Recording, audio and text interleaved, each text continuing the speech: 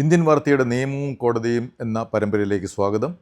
ഇന്ന് നമ്മൾ ഡീൽ ചെയ്യുന്നത് മനസ്സിലാക്കാൻ ശ്രമിക്കുന്നത് മൾട്ടി സ്റ്റേറ്റ് കോപ്പറേറ്റീവ് സൊസൈറ്റി എന്താണിത്, ഇതിൻ്റെ ചതിക്കുഴികൾ എന്താണ്, ഈ ചതിക്കുഴികൾ എങ്ങനെ പെടാതിരിക്കാം. 2002 multi state cooperative society act എന്ന കേന്ദ്ര നിയമത്തിൻ്റെ ബലത്തിലാണ് ഇന്ത്യയിൽ എല്ലാ സംസ്ഥാനങ്ങളിലും മൾട്ടി സ്റ്റേറ്റ് കോപ്പറേറ്റീവ് സൊസൈറ്റികൾ രൂപീകരിക്കപ്പെട്ടിരിക്കുന്നത്. കേരളത്തിലും അങ്ങനെ മൾട്ടി സ്റ്റേറ്റ് കോപ്പറേറ്റീവ് സൊസൈറ്റികൾ ഉണ്ട്. ഈ മൾട്ടി സ്റ്റേറ്റ് കോപ്പറേറ്റീവ് സൊസൈറ്റി നമ്മൾ രൂപീകരിക്കണമെങ്കിൽ 2 സംസ്ഥാനങ്ങളിലെ എങ്കിലും അംഗങ്ങൾ നമുക്ക് സഹകരിച്ച് മുന്നേറാം, നമുക്ക് സഹകരിച്ച് നേടാം എന്തെങ്കിലും എന്നുള്ള ഒരു ലക്ഷ്യം ആദ്യമായിട്ടുണ്ടാവണം. അത് കേരളത്തിലാണെങ്കിൽ സാധാരണ കർണാടകത്തിലെ ആൾക്കാർ, തമിഴ്നാട്ടിലെ ആൾക്കാർ, ആന്ധ്രാപ്രദേശിലെ ആൾക്കാർ, മഹാരാഷ്ട്രയിലെ ആൾക്കാർ, അല്ലെങ്കിൽ ബംഗാളിലെ ആൾക്കാർ, ആരുമാകാം. 2 സംസ്ഥാനങ്ങളിലെ എങ്കിലും ആൾക്കാർ ഒരുമിച്ച് ചേർന്നിട്ടാണ്. മിനിമം ഒരു 50 പേരെങ്കിലും ഒരു സംസ്ഥാനത്തു നിന്ന് വേണം. അത് 3 സംസ്ഥാനങ്ങളാകാം, 10 സംസ്ഥാനങ്ങളാകാം. അതുകൊണ്ടാണ് ഈ മൾട്ടി സ്റ്റേറ്റ് എന്ന് പറയുന്നത്. 2-2 സംസ്ഥാനങ്ങളിലെ ആൾക്കാർ ഒരുമിച്ച് അവരുടെ ഉന്നമനത്തിന് വേണ്ടിയിട്ട്, നാടിൻ്റെ ഉന്നമനത്തിന് വേണ്ടിയിട്ട് ഒക്കെ ഒത്തുചേരുന്ന ഒരു പരിപാടിയാണ് ഈ മൾട്ടി സ്റ്റേറ്റ് കോപ്പറേറ്റീവ് സൊസൈറ്റി. അതിൻ്റെ നിയമം 2002 മുതൽ ഉണ്ട്. കർണാടകത്തിലും മഹാരാഷ്ട്രയിലും ആന്ധ്രാപ്രദേശിലും ഒക്കെ മൾട്ടി സ്റ്റേറ്റ് കോപ്പറേറ്റീവ് സൊസൈറ്റി പല പല മേഖലകളിൽ വിജയകരമായിട്ട് നടക്കുന്നുണ്ട്. കാർഷിക മേഖലയിലുണ്ട്, വ്യാപാര മേഖലയിലുണ്ട്, കമ്പ്യൂട്ടർ മേഖലയിലുണ്ട്, വിപണന മേഖലകളിലുണ്ട്. അപ്പോൾ പല മേഖലകളിലും വിജയകരമായിട്ട് പ്രവർത്തിക്കുന്ന ഒരു സംവിധാനമാണ് ഈ മൾട്ടി സ്റ്റേറ്റ് കോപ്പറേറ്റീവ് സൊസൈറ്റി. അടുത്ത കാലത്തായിട്ട് കേന്ദ്ര സർക്കാരിൽ ഈ സഹകരണ മേഖല പരിപോഷിപ്പിക്കുക, അത് കൂടുതൽ ജനങ്ങൾക്ക് ഗുണകരമാകുക, കൂടുതൽ ജനങ്ങളിലേക്ക് എത്തുക, ഈ ഒരു സംവിധാനം എന്ന ഉദ്ദേശത്തിൽ ഒരു പ്രത്യേക വകുപ്പും രൂപീകരിച്ചിട്ടുണ്ട്. വളരെ ശക്തനായ അമിത്ഷായാണ്, കേന്ദ്ര ആഭ്യന്തരമന്ത്രി തന്നെയാണ് ഈ കോപ്പറേറ്റീവ് വകുപ്പിൻ്റെയും കേന്ദ്രത്തിലെ മന്ത്രി. അപ്പോൾ ഇന്ത്യ ഒട്ടാകെ സഹകരണ മേഖല കൂടുതൽ ശക്തിപ്പെടുക, ആ സഹകരണ മേഖലയിൽ കൂടി പ്രവർത്തിക്കുന്നതിൻ്റെ ഗുണഫലങ്ങൾ കൂടുതൽ ആൾക്കാർക്ക് ലഭ്യമാകുക എന്നൊക്കെയാണ് ഈ ഒരു പ്രത്യേക വകുപ്പ് ഉണ്ടാകുകയും ആ വകുപ്പിന് ശക്തനായ ഒരു മന്ത്രി തന്നെ നേതൃത്വം നൽകുന്നതിൻ്റെയൊക്കെ കാര്യങ്ങൾ. അപ്പോൾ ഈ മൾട്ടി സ്റ്റേറ്റ് കോപ്പറേറ്റീവ് സൊസൈറ്റി കേരളത്തിൽ കഴിഞ്ഞ ഒരു 6-7 വർഷമായിട്ട് വ്യാപകമായിട്ടുണ്ട്. അതിനു മുമ്പ് നമ്പർ കുറവായിരുന്നു. അപ്പോൾ ഈ കേന്ദ്രത്തിലൊരു വകുപ്പുണ്ടായതിന് ശേഷം അതിനൊരു പ്രൊമോഷനുണ്ട്, ഒരു പുഷ് വന്നിട്ടുണ്ട്, കൂടുതൽ മൾട്ടി സ്റ്റേറ്റ് കോപ്പറേറ്റീവ് സൊസൈറ്റികൾ ഉണ്ടാകുന്നുണ്ട്. പക്ഷേ ഈ പല മൾട്ടി സ്റ്റേറ്റ് കോപ്പറേറ്റീവ് സൊസൈറ്റീസും ചിലതൊക്കെ വളരെ വളരെ നന്നായിട്ട് നടക്കുന്നുണ്ട്. അതിൻ്റെ അംഗങ്ങൾ ഇപ്പോൾ നമുക്ക് ഒരു മൾട്ടി സ്റ്റേറ്റ് സൊസൈറ്റി 2001 ഞാനും കൂടെ ഉൾപ്പെട്ട് രജിസ്റ്റർ ചെയ്തിരുന്നു. രജിസ്റ്റർ ചെയ്യാൻ ശ്രമിച്ചു. അപ്പോൾ അന്ന് രജിസ്റ്റർ ചെയ്യാൻ പറ്റിയില്ല. അതിൻ്റെ കാരണം കേരളത്തിലെ രജിസ്ട്രാർ കേരളത്തിലെ സഹകരണ വകുപ്പ് ഒരു NOC തരണം, എന്നാൽ മാത്രമേ നമുക്കിത് രജിസ്റ്റർ ചെയ്യാൻ പറ്റുള്ളൂ. അപ്പോൾ കേരളത്തിലെ സഹകരണ വകുപ്പ് നോ ഒബ്ജക്ഷൻ സർട്ടിഫിക്കറ്റ് തന്നില്ല. അതുകൊണ്ട് മൾട്ടി സ്റ്റേറ്റ് കോപ്പറേറ്റീവ് സൊസൈറ്റി എനിക്ക് രജിസ്റ്റർ ചെയ്യാൻ പറ്റില്ല. ഞാനും കുറേ അഡ്വക്കേറ്റ്സും കൂടെ കൂടി, എറണാകുളത്തെ ഹൈക്കോടതിയിലെ അഡ്വക്കേറ്സും കൂടിയാണെന്ന് ഞങ്ങൾ രജിസ്റ്റർ ചെയ്യാൻ വേണ്ടി ശ്രമിച്ചത്. തമിഴ്നാട്ടിൽ നിന്നുള്ള അംഗങ്ങൾ ലഭ്യമായിരുന്നു. അന്ന് ഞങ്ങളുടെ ഉദ്ദേശം എന്ന് പറയുന്നത്, തമിഴ്നാട്ടിലാണ് കേരളത്തിലേക്ക് വരുന്ന മിക്ക പഴങ്ങൾ, പച്ചക്കറികൾ, ഇങ്ങനത്തെ സാധനങ്ങളൊക്കെ ഉൽപ്പാദിപ്പിക്കുന്നത്. അതുപോലെ പല മുട്ട, പാല്, അങ്ങനെ പല സാധനങ്ങളും തമിഴ്നാട്ടിൽ നിന്നാണ് ഇങ്ങോട്ട് വരുന്നതെന്ന് എല്ലാവർക്കും അറിയാം. നമ്മളാണ് ഇവിടുത്തെ ഒരു വലിയ മാർക്കറ്റും. അപ്പോൾ ഇവിടുത്തെ ആൾക്കാർക്ക് ഗുണമേന്മയുള്ള, വലിയ വിലയില്ലാതെ, തട്ടിപ്പില്ലാതെ സാധനങ്ങൾ തമിഴ്നാട്ടിലെ ഉൽപ്പാദിപ്പിക്കുന്ന ഉൽപ്പാദകരുടെ അടുത്ത് നിന്ന് നേരിട്ട് ഇവിടുത്തെ കൺസ്യൂമേഴ്സിൻ്റെ അടുത്തേക്ക് എത്തിക്കുക എന്നുള്ളതാണ് ഉദ്ദേശം. അപ്പോൾ തമിഴ്നാട്ടിലെ ഉൽപ്പാദകരായിട്ടുള്ളവർ തമിഴ്നാട്ടിലെ ഇതിൻ്റെ സഹകാരികളാകുന്നു, ഇതിൻ്റെ അംഗങ്ങളാകുന്നു. ഇവിടെ അത് ആവശ്യക്കാർ, അതായത് നല്ല പച്ചക്കറികൾ കഴിക്കണമെന്ന് ആഗ്രഹമുള്ളവർ, വിഷമില്ലാത്ത പച്ചക്കറി കഴിക്കണമെന്ന് ആഗ്രഹമുള്ളവർ, പഴങ്ങൾ കഴിക്കണമെന്ന് ആഗ്രഹമുള്ളവർ ഇവിടെ കേരളത്തിൽ അതിൻ്റെ അംഗങ്ങളാകുന്നു, തമിഴ്നാട്ടിൽ അതിൻ്റെ ഉൽപ്പാദകർ അംഗങ്ങളാകുന്നു. അതായിരുന്നു ഞാൻ കൂടെ ഉൾപ്പെട്ട ഒരു മൾട്ടി സ്റ്റേറ്റ് കോപ്പറേറ്റീവ്സിയുടെ ലക്ഷ്യം. 2000-2001 ഒക്കെ ഞങ്ങൾ അതിനുവേണ്ടി കുറേ ഉത്സാഹിച്ചു. കേരളത്തിലെ സ്റ്റേറ്റ് ഗവൺമെൻറ് എഴുതി, അവർ NOC തന്നില്ല. അതുകൊണ്ട് നമുക്ക് മുന്നോട്ട് പോകാൻ പറ്റിയില്ല. പക്ഷേ പിന്നീട് അതൊരു സൊസൈറ്റി ആയിട്ട് നമ്മൾ രജിസ്റ്റർ ചെയ്തു. പക്ഷേ മൾട്ടി സ്റ്റേറ്റ് കോപ്പറേറ്റീവ് ആകുന്നതിന് അവിടെ അംഗങ്ങളുടെയും അവിടെ ആധാർ കാർഡും ഒക്കെ എടുത്ത് കുറേ കൃഷിക്കാരുടെയൊക്കെ നമ്മൾ അംഗത്വമൊക്കെ എടുത്തിരുന്നു.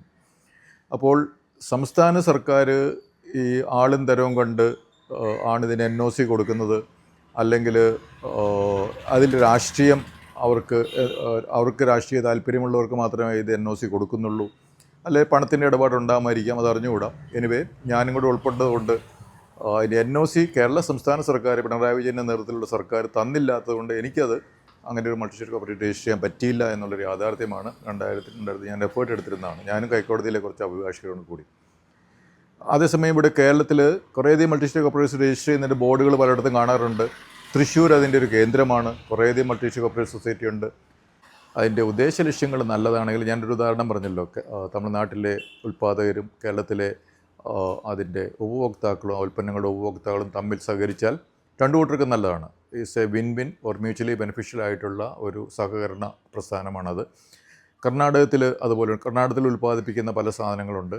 അപ്പോൾ അത് അവിടുന്ന് ഉൽപ്പാദകരും ഇവിടെ അത് ഉൽപ്പാദകരിൽ നിന്ന് നേരിട്ട് ലഭിക്കണമെന്ന് താല്പര്യമുള്ള ആളുകളും കൂടെ സഹകരിച്ച് ഒരു മൾട്ടി സ്റ്റേറ്റ് കോപ്പറേറ്റീവ് രജിസ്റ്റർ ചെയ്ത് കഴിഞ്ഞാൽ അത് വളരെ നല്ല കാര്യമാണ്. അങ്ങനെ പല നല്ല ഉദാഹരണങ്ങളുണ്ട്. അതേസമയം ഇതിനെ മുതലെടുത്ത് ഈ മൾട്ടി സ്റ്റേറ്റ് കോപ്പറേറ്റീവ് രജിസ്റ്റർ ചെയ്ത ശേഷം അത് പല പല കാര്യങ്ങൾക്ക് ഉപയോഗിച്ച് പലരുടെയും ബിസിനസ് താല്പര്യങ്ങൾക്ക് വേണ്ടി ഉപയോഗിക്കുക.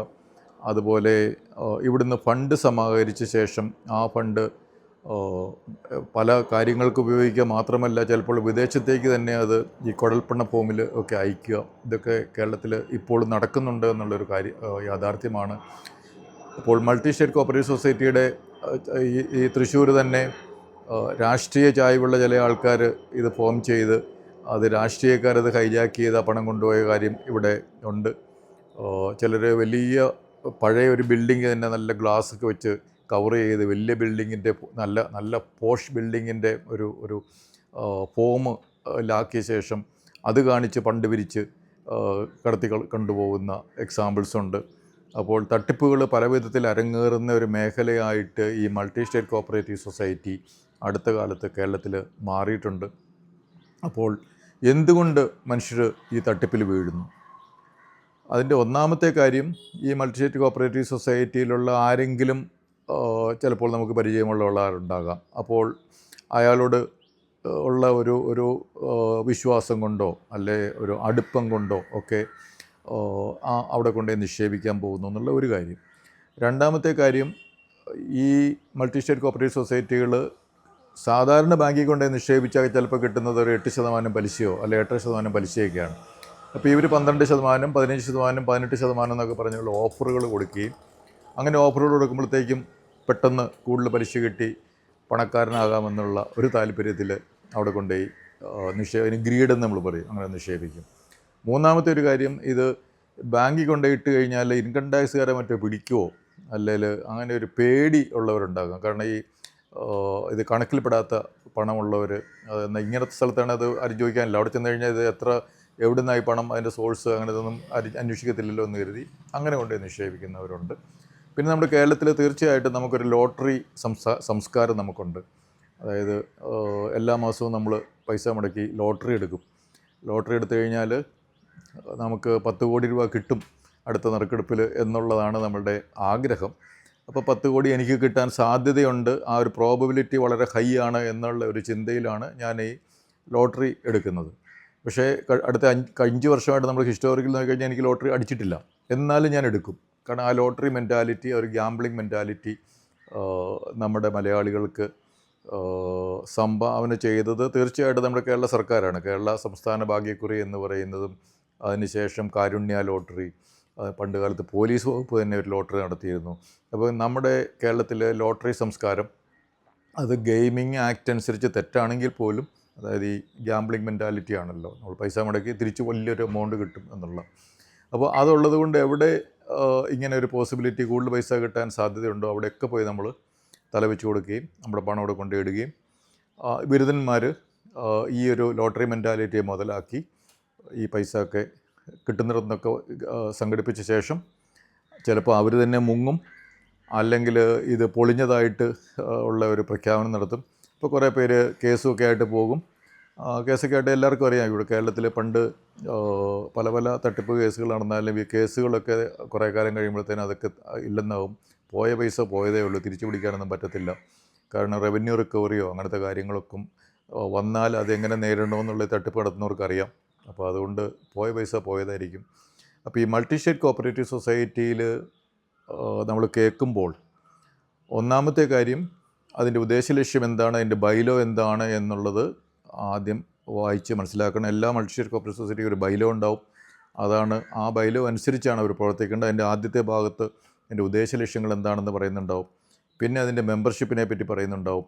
അതിൻ്റെ ഭരണസമിതി എങ്ങനെയാണ് അതിൻ്റെ ഭരണം നടത്തേണ്ടതിനെ പറ്റി ഈ ബൈലോയിലുണ്ടാവും. അപ്പോൾ അതൊക്കെ മനസ്സിലാക്കിയ ശേഷം പിന്നെ ഈ ഏതൊക്കെ സ്റ്റേറ്റിലാണ് ഇതുള്ളത്, അവിടെ എന്താണ് പ്രവർത്തനം, ഇത് നിയന്ത്രിക്കുന്നത് ആര്, അത് ഇതിൻ്റെ അംഗങ്ങൾ ഇതിൻ്റെ ലക്ഷ്യങ്ങളനുസരിച്ച് പ്രവർത്തിക്കാൻ വേണ്ടി തന്നെയാണോ ഇത് നിയന്ത്രിക്കുന്നത്, അതോ ബാഹ്യശക്തികളാണോ എന്നുള്ളതൊക്കെ മനസ്സിലാക്കിയ ശേഷം അതിലൊരു അംഗത്വമെടുത്ത് അതിൻ്റെ ഭരണത്തിനുമായിട്ട് മനസ്സിലാക്കിയ ശേഷം അതിൽ പ്രവർത്തിച്ചാൽ, അല്ലെ അതിൻ്റെ ഗുണഫലങ്ങൾ നേടാൻ വേണ്ടി അതുമായിട്ട് സഹകരിച്ചാൽ തീർച്ചയായിട്ടും മൾട്ടി സ്റ്റേറ്റ് കോപ്പറേറ്റീവ് സൊസൈറ്റി ഗുണകരമാണ്. അപ്പോൾ നമ്മൾ കുറച്ച് തട്ടിപ്പുകൾ നടന്നു എന്ന് കരുതി ഈ ഒരു മൾട്ടി സ്റ്റേറ്റ് കോപ്പറേറ്റീവ് സൊസൈറ്റി എന്ന ആശയം മോശമാണ് എന്ന് നമ്മൾ ചിന്തിക്കരുത്. മൾട്ടി സ്റ്റേറ്റ് കോപ്പറേറ്റീവ് കേൾക്കുമ്പോൾ ഇതെല്ലാം തട്ടിപ്പാണ് എന്നും നമ്മൾ കരുതേണ്ട ആവശ്യമില്ല. നല്ല ഉദ്ദേശലക്ഷ്യമാണ് ഈ നിയമത്തിനുള്ളത്. സർക്കാരിൻ്റെ നയത്തിൻ്റെ പിന്നിലും, അതായത് കോപ്പറേറ്റീവ് വികസിപ്പിക്കണമെന്നുള്ള നയത്തിൻ്റെ പിന്നിലും നല്ല ഉദ്ദേശമാണുള്ളത്. നമ്മൾ നല്ല ഉദ്ദേശശുദ്ധിയോടുകൂടി പ്രവർത്തിക്കുന്ന അംഗങ്ങളുള്ള മൾട്ടി സ്റ്റേറ്റ് കോപ്പറേറ്റീവ് സൊസൈറ്റി തീർച്ചയായിട്ടും അതിലെ അംഗങ്ങൾക്ക് ഗുണകരമായിട്ട് പ്രവർത്തിക്കാൻ സാധിക്കും. അപ്പോൾ അത് മനസ്സിലാക്കി മാത്രം ഈ മൾട്ടി സ്റ്റേറ്റ് കോപ്പറേറ്റീവ് സൊസൈറ്റിയുമായിട്ട് സഹകരിക്കുക. വെറുതെ കൊണ്ടുപോയി നമ്മളുടെ ഫണ്ടിടാനുള്ള ഒരു ബാങ്ക് പോലെയാണ് എന്നൊരിക്കലും കരുതരുത്. കാരണം കോപ്പറേറ്റീവ് സൊസൈറ്റി ബാങ്കല്ല. അത് പണം ഡെപ്പോസിറ്റ് സ്വീകരിക്കാനുള്ള നിയമപരമായിട്ടുള്ള ഒരു അനുവാദം ഈ കോപ്പറേറ്റീവ്സ് അംഗങ്ങൾക്കില്ല. പക്ഷേ പലയിടത്തും അവർ ബാങ്ക് എന്നൊക്കെ പറഞ്ഞ് എഴുതി വെക്കും. പക്ഷേ അത് ബാങ്കല്ല. നിങ്ങൾക്ക് പണം നിക്ഷേപിക്കാനാണെങ്കിൽ എന്തെല്ലാം മാർഗങ്ങളാണ് പണം നിക്ഷേപിക്കാൻ നമുക്കുള്ളത്. സ്റ്റോക്ക് മാർക്കറ്റിൽ, ഷെയർ മാർക്കറ്റിൽ നിക്ഷേപിക്കാം, സ്വർണം വാങ്ങിച്ച് നിക്ഷേപിക്കാം, അതുപോലെ സ്ഥലം വേണേൽ വാങ്ങിക്കാം, അതുമല്ലെങ്കിൽ ഏതെങ്കിലും മ്യൂച്വൽ ഫണ്ടിൽ ഡെപ്പോസിറ്റ് ചെയ്യാം. അതൊക്കെ കൂടുതൽ വരുമാനം കിട്ടണമെന്ന്, നമ്മുടെ പൈസ കൂടുതൽ അപ്രീഷിയേറ്റ് ചെയ്യണമെന്ന് താല്പര്യമുള്ളവർക്ക് അങ്ങനെ വിവിധങ്ങളായ മേഖലകൾ നിക്ഷേപത്തിന് വേണ്ടിയിട്ടുണ്ട്. തീർച്ചയായിട്ടും കോപ്പറേറ്റീവ് ബാങ്ക് എന്ന് പറയുന്ന സ്ഥാപനമോ കോപ്പറേറ്റീവ് സൊസൈറ്റിയും അല്ല നിങ്ങളുടെ നിക്ഷേപത്തിനുള്ള ആദ്യത്തെ ഒരു അവന്യൂ എന്നുള്ളത് തിരിച്ചറിഞ്ഞു കഴിഞ്ഞാൽ ഈ കേരളത്തിൽ നമ്മൾ പലപ്പോഴും കേൾക്കുന്ന സഹകരണ മേഖലയിലെ തട്ടിപ്പിൽ നമ്മൾ പെടാതിരിക്കും.